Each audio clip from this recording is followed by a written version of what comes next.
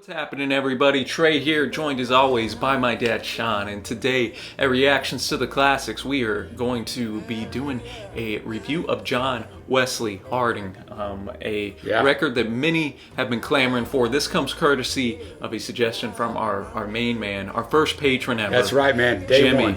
Thank you, Jimmy. So, always thank you. Always love doing Dylan on the channel. We have a ton of Dylan reviews up already, so if you want to check those out, you can check out our playlist that we've made for Bob. And if you like this video, be sure to give us a big thumbs up. That helps us out in the algorithm. And hit that big red subscribe button so you don't miss out on anything at all. Yeah, and if you want to help us out, check out our Patreon page where we have all kinds of tiers and cool stuff we can do for you. Also, we have a podcast tray that drops every Friday wherever you get your podcast material at. Check that out. Check out our Facebook group. A lot of people who know a ton about music just jumping in and talking about what we love. Got an Instagram page. Check that out. We'll keep you updated on what's coming up on the channel.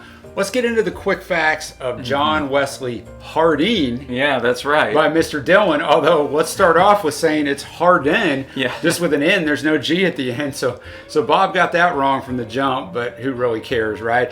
8th studio album released in December of 1967. Went to 2 in the US, 1 in the UK, which was interesting because Bob did not want Columbia Records to promote this a lot. Yeah, I found that unique. That so they didn't. It's a little more under the radar. Under the radar, and sometimes that's how. This is the first record after the old, the really crazy 3-run electric rock that he had. It's about 18 months later after Blonde on Blonde. Bob was recovering from the motorcycle accident. A lot of the basement sessions with the band are recorded during this time, but they're released way later on. Bob Johnston's producing this thing. This obviously goes back to more of a like an acoustic folk mixed in here, not just straight up rock instrumentation on it.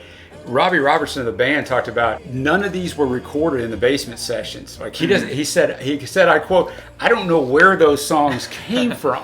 So Bob just went down to Nashville, he said, and started busting these out. And he went for 3 different studio sessions. And between the second and third session, he came to Robbie and he came to Garth Hudson from the band and said, "I want you guys to come in and do some stuff on here with me, some harmonizing and lay down some other vocals." And Robbie said they listened to it and went, "Man, there's really nothing we can do for you." So they just said, "Nah, man, leave it like it is." One of the interesting things is when I went through the lyrics, and I go through the lyrics and I know you do too, but I really study the lyrics and the research.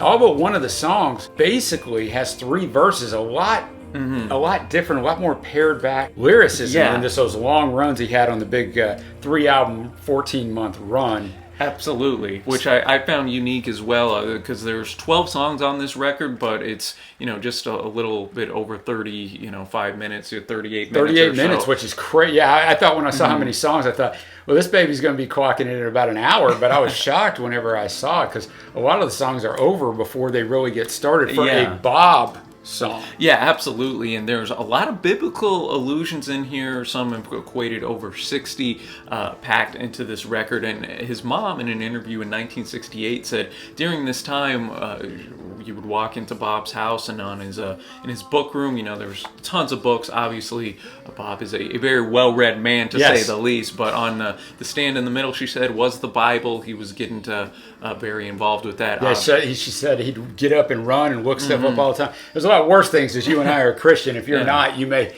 think there aren't any worse things, but for us, there's a lot of worse things. But I thought that was interesting. Already at this time, he's diving into this. We know later on he's going to make with the gospel trilogy. Yeah, exactly. He's going to make a trilogy, and we touched on that on the channel. And it is interesting too. There's a little Easter egg. Some say that the faces of the Beatles are on the tree that are on the cover here. The designer said that wasn't intentional, but just a neat little tidbit there as well. And an interesting quote from famed critic John Landau, because here this was released in the middle of kind of the psychedelic era. Definitely. Sgt. Pepper's music landscape is changing, and then Bob does yet another left turn in his musical repertoire. John Landau noted that for an album of this kind to be released amidst Sgt. Pepper, Their Satanic Majesty's request, somebody must have had a lot of confidence in what he was doing.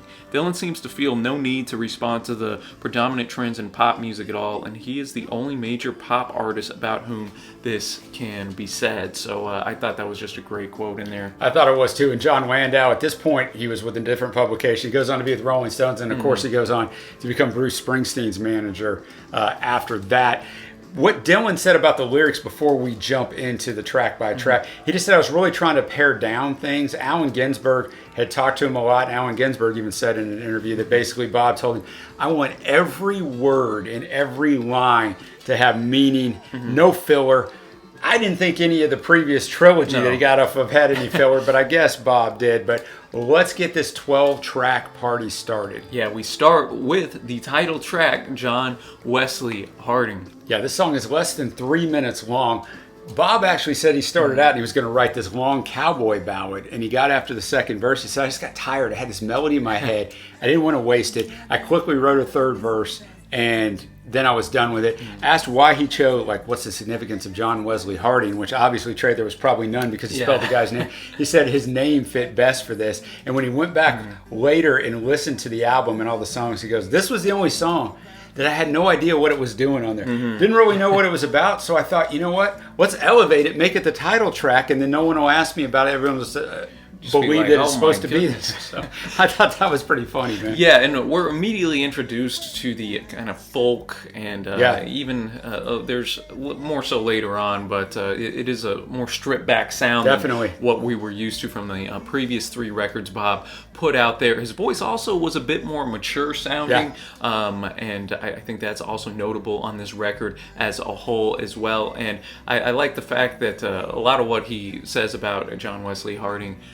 is fictitious. Yeah, I guess he figured, I don't really even know the guy's name. I was going to make some stuff up. It makes for a good story, though, in a 3-minute song. No, it does, and I think it kind of points to the fact that, hey, at times what the truth actually is doesn't really matter. It's the myths and what we build kind of these, we kind of live in that world now, don't we, man? Yeah, exactly, which, Bob himself was kind of like that in this time too, almost a mythical like figure. What's Bob going to do next, this or that? So I enjoyed this as the opener for sure. Yeah, I did too. We go to another song that's under 3 minutes. As I Went Out One Morning. Starts out Bob's offering his hand to a woman in chains. Then he figures out she wants more from him, and she comes to do him harm. And then Tom Paine. That's right. Thomas Paine. One of the founding fathers of the U.S. of A. He comes trucking across the field to grab her and apologize to Bob for it. Now, a lot of people think this is referencing Bob received an award from the National Emergency Civil Liberties Union,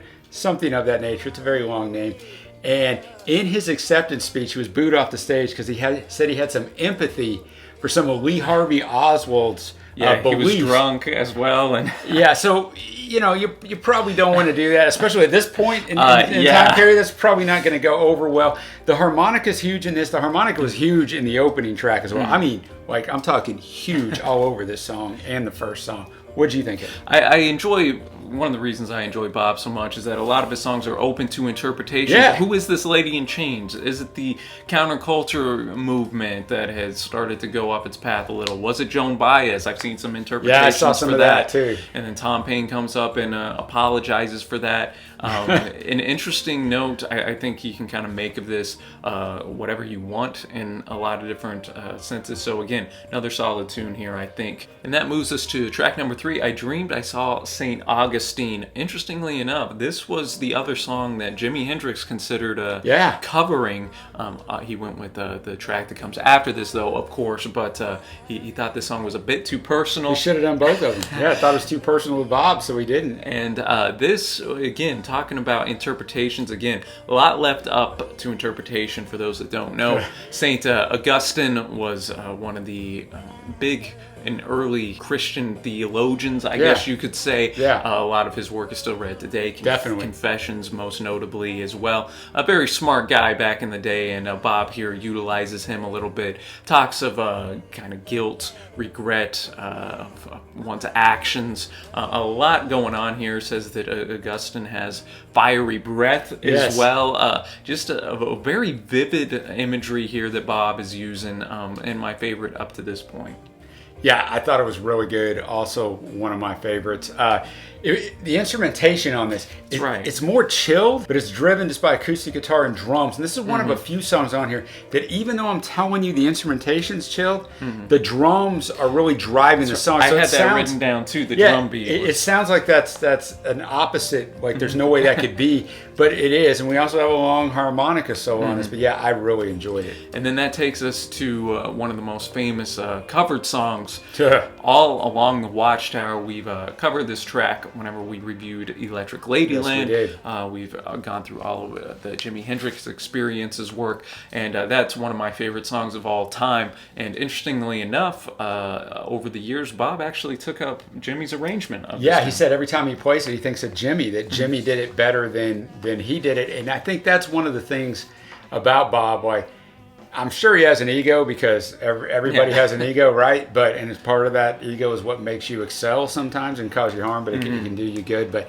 for him to just check his, like, this is my song. No, man, he's just like, you know what? He did it better than I could have done it. I kind of do it as a tribute to him now. Had you ever heard this version? I honestly, surprisingly, hadn't.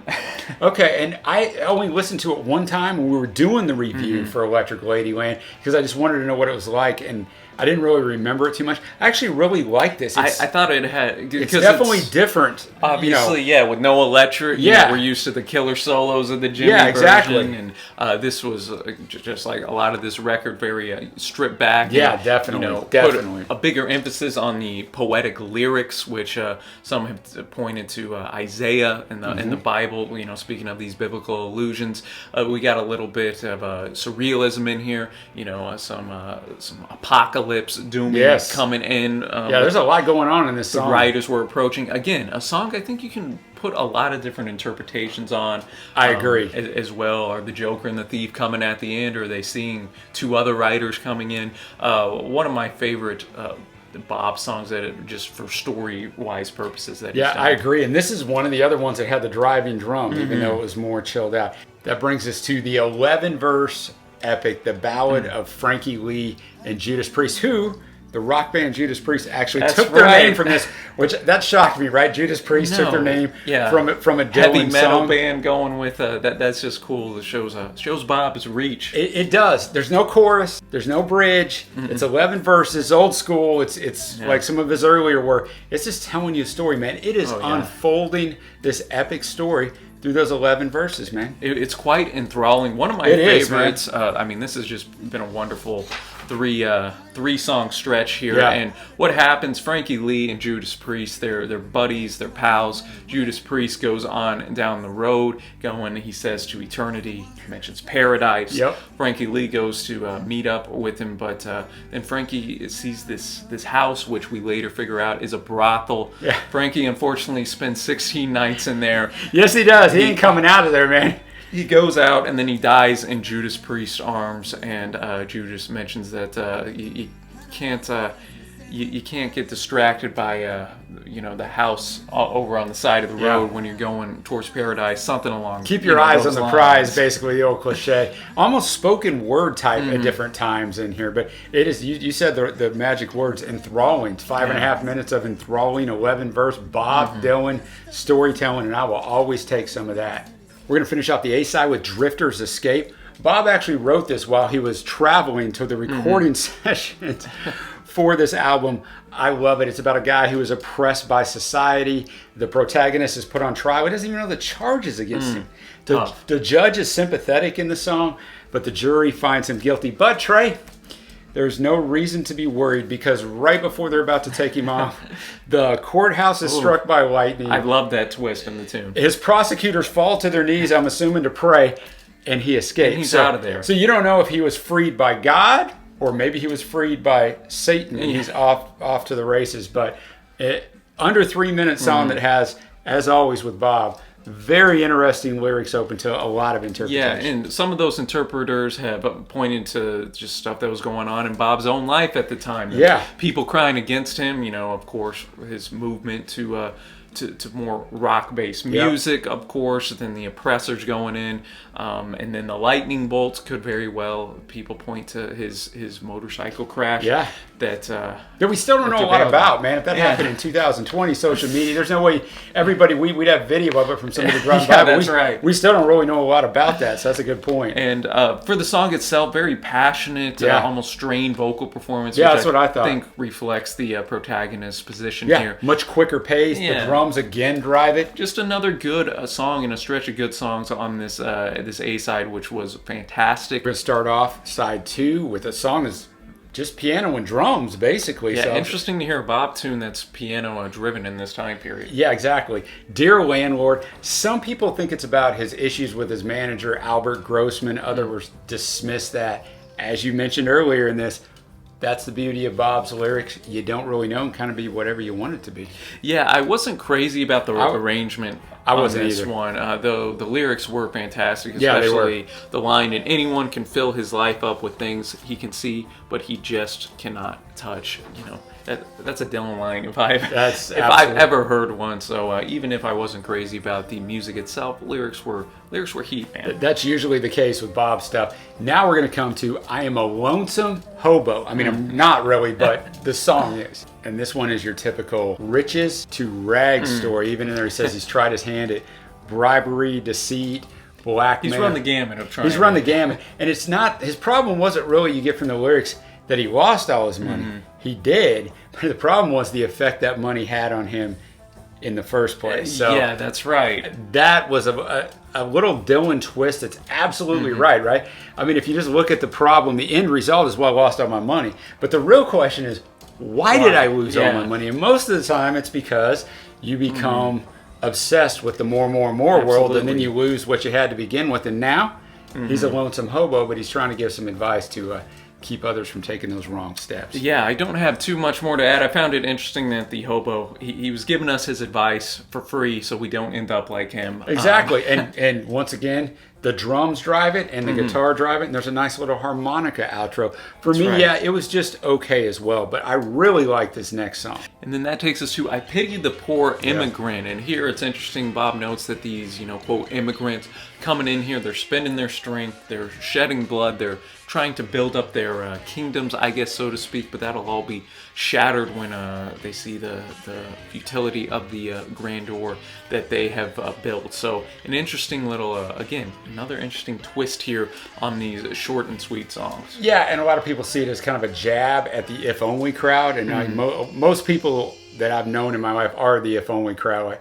it's okay right now, but if only I had that, or this job, or that wife, or that husband, or that house, and then they get that, and it's like, well, that's okay, but this ain't satisfying. Now I want this and this. So Bob always coming with some real lyrics that can make everybody think. It's going to bring us to a song that's barely over 2 minutes long, 2:02, The Wicked Messenger. The thing I like about this, it features a repetitive descending bass line, Trey. That's what carries the song on this one. And the most prominent instrument used is actually Bob's acoustic. Yeah, this reminded me a bit of Drifter's Escape because of the cracked, almost strained vocals.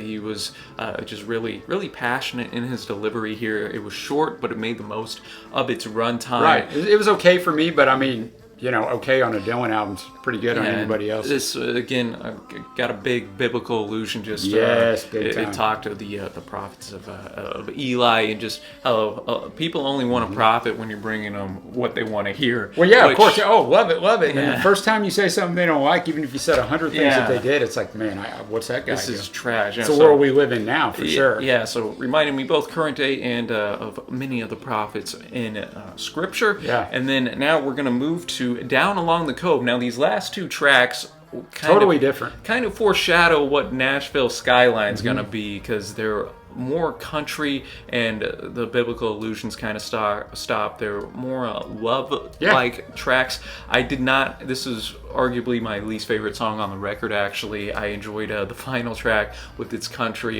vibes much more than this. This just didn't hit the right chord. Yeah, one of the big differences in sound is the use of pedal steel guitarist Pete Drake on both of them. The piano and drums drive this again, and maybe that's why you didn't want, even with the steel guitar in there. So it was okay. But now we're going to go to the last song, which you say you like a lot better. I'll Be Your Baby Tonight. Yeah, and here I just enjoyed the interplay. The pedal steel was a little more prominent. It definitely was. Had that harmonica. Which ended the album, which I thought was cool because it was so big on the opening track. Then you had the harmonica interplay in there as well. Dylan had a bit of a country drawl to him. It sounds much more country than anything else on this album. Talking about finding his woman and finding some drinks, which hey, country music is that's one of the foundations, man. That is, man. I thought he just needed to go find his horse, and we'd have the trifecta, right. baby. So I thought this record ended on a very solid note. Yeah, I liked it okay. I don't know if I'd say it ended on a really solid note, but I liked a lot of the other stuff better, which segues us into our favorite tracks. I Dreamed I Saw Saint Augustine. That's one of mine. All Along the Watchtower. One of mine as well. I got the Ballad of Frankie Lee. I got that too. Priest. That A-side was... And I Pity the Immigrant. I also have on there. Good choices, man. I think that this had a lot of strong storytelling in here. It did. I told you this as we get to our overall scores. In a way, of these 12 tracks, I feel like in a way, there's differing instrumentation on these songs, especially the last two, as you mentioned. And, there's some that have the piano in there a lot more, as you brought up. But overall, in an overarching, I feel like you could play the same instrumentation and he could just sing all 12 songs over the same instrumentation. That's not a dig. It's just kind of where this album is at for me. I think the lyricism, is top notch. And so for Bob, I'm always going to give him a good score because his lyricism is always on point, even if everything else is a mess. And it's not a mess on this. I actually happen to prefer some of his later albums more, which shocks me because the 3-album trilogy we're coming off of, I think, is some of the finest work ever committed to vinyl at the time. But for me, I'm going to be at a 7.75 on this one. I'm going to be right in that same ballpark. I'm at an 8.0 on this. I think if you're not usually a Bob fan, maybe due to some of the longer tracks or whatnot, these stories are a bit more short, sweet, and to the point. They are, and still tremendous. And one of his better, I think, vocal performances as well. Just maybe from the time off. Yeah, just for a record as a whole. So maybe if you're not normally a Bob fan, try this one out. I think you'll enjoy it, and I definitely did as well. And looking forward to continuing with more Bob in the future. We'll definitely have it. We're filling in his catalog slowly but surely. Yeah, so it's a big catalog, man. It's going to take a little while. So let us know what you think of this record down in the comments below. As always, we appreciate you, Jimmy. One of our biggest Dylan fans here. And until next time, y'all, thanks so much for watching. Happy listening, and we will see ya.